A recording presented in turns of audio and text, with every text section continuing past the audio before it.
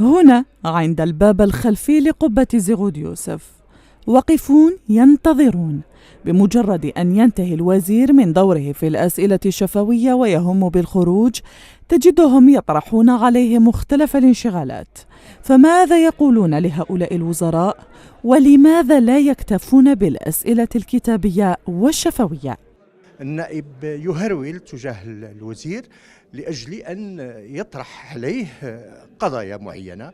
أنا شخصيا أقول أني ما سمعت نائبا يطرح قضايا خاصة. في الحقيقة ممكن يطلب مواعيد خاصة لطرح مشاكل خاصة، ممكن جدا هذا يحدث، ولكن تأكدي أن كل الاتصالات وكل محاولات التواصل مع السادة الوزراء وهم خارجين من جلسات عمل علنية أو في إطار أعمال اللجان كلها لطرح القضايا والاستفسارات. الأسئلة الشفوية هي صح أسئلة شفوية بالنسبة للنائب والوزير، ولكن النواب يقدموا نفس الانشغالات كتابية يعطوها للوزير يعني مباشرة، ويطرحوا عليه بعض الانشغالات اللي ممكن الوزير يعطي إلى رئيس الديوان ولا رئيس شيف بروتوكول نتاعو بعض التعليمات باش يستقبل النواب ويقوم يعني بالانشغالات نتاعهم.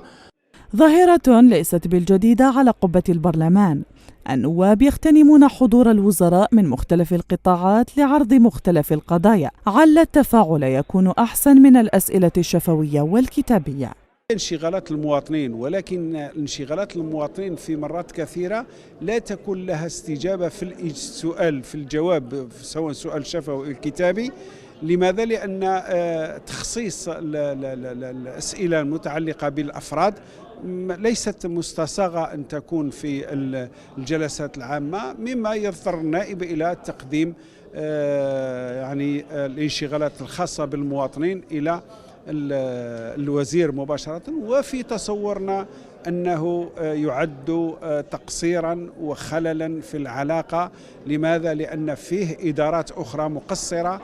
بين تماطل قناة الاتصال بين السلطة التشريعية والتنفيذية المتمثلة في الإدارة المحلية وتراكم الأسئلة الشفوية التي قد تصل إلى 2 أو 3 سنوات، يغتنم ممثلي الشعب كل الفرص لإيصال انشغالات المواطنين لأعضاء الحكومة في إطار صلاحيات المخاولة إليهم.